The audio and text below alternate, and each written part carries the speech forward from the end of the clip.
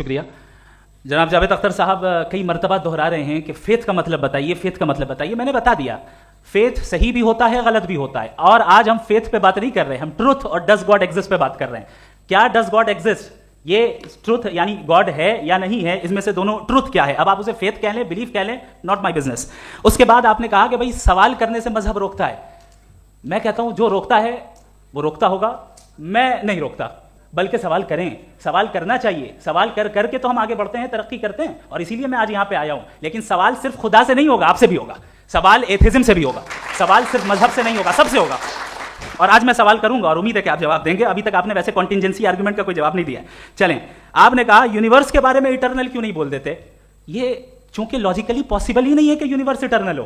Universe ایک contingent چیز ہے جو ٹائم اینڈ اسپیس کے پابند ہے, ٹائم اینڈ اسپیس سے باؤنڈ ہے. جو ٹائم اینڈ اسپیس سے باؤنڈ ہوگا وہ کنٹینجنٹ ہوگا. جو کنٹینجنٹ ہوگا وہ اس کی بگننگ ہوئی ہوگی, جس کی بگننگ ہوئی ہوگی وہ ایٹرنل نہیں ہو سکتا. یہ تو کامن سی بات ہے. آپ نے کہا کہ کسی مذہبی کتاب میں ڈائناسور کا ذکر نہیں ہے. افسوس کہ آج تک کسی میتھمیٹکس کی کتاب میں مجھے ڈائناسور کا ذکر نہیں ملا. تو اس کا مطلب میتھمیٹکس کی کتاب بیکار ہے؟ نہیں, اس کا وہ ٹاپک نہیں ہے. ریویلیشن کا اور مذہبی کتابوں کا ٹاپک یہ نہیں ہے کہ آپ کو آ کے بتائے سائیکل کیسے بناتے ہیں, یا آ کر یہ بتائیں کہ جو ہے ڈائناسور کب تھا. وہ تو مورالٹی سکھانے آیا ہے, گاڈ کے بارے میں بتانے آیا, نان فزیکل ریالٹی کی حقیقت کو سکھانے کے لیے آیا. ریلیجن سائنس کو روکتا ہے؟ نہیں روکتا. اگر روکتا ہے تو غلط کرتا ہے. ریلیجن سائنٹزم کو روکتا ہے, جس میں ہمارے جاوید صاحب مبتلا ہے.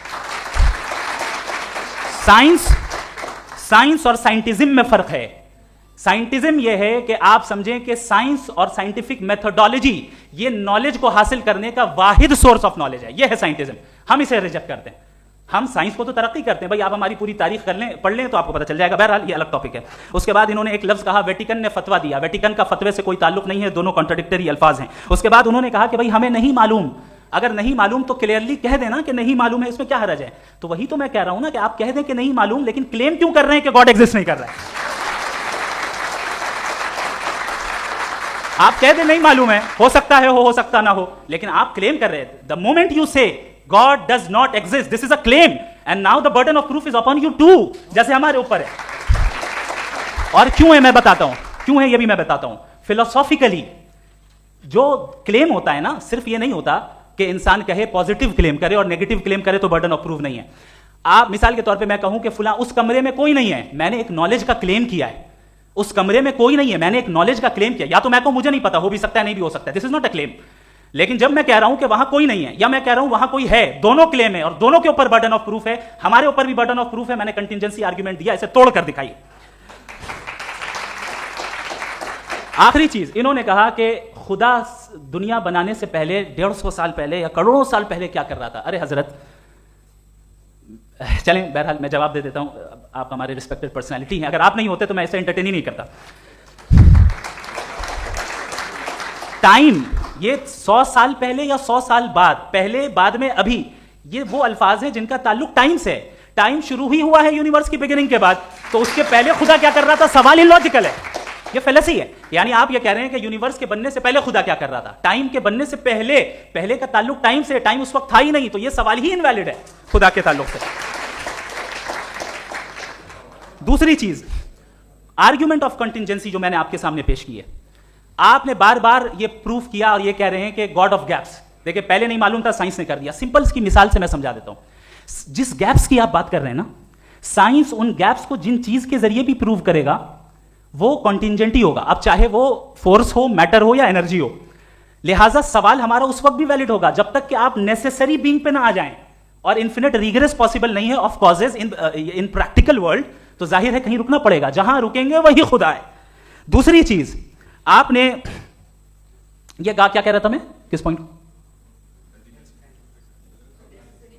what oh no after that just now, ہاں جہاں رکیں گے وہی خدا ہے. بہرحال تو ٹائم کا ذکر ہو گیا. گاڈ آف گیپ, سوری, یا اس کی ایک مثال آپ لے لیں. ایک کار ہے, ایک صاحب نے دیکھا کہ بھائی کار جو ہے اس کے ویلز کتنے اچھے لگے ہوئے ہیں, صحیح جگہ پہ, اسٹیئرنگ جو ہے کتنے اچھے جگہ پہ لگی ہوئی, اور سیٹس کتنے ویل ڈیزائنڈ ہے, کتنی پریسائزلی یہ کار کام کر رہی ہے.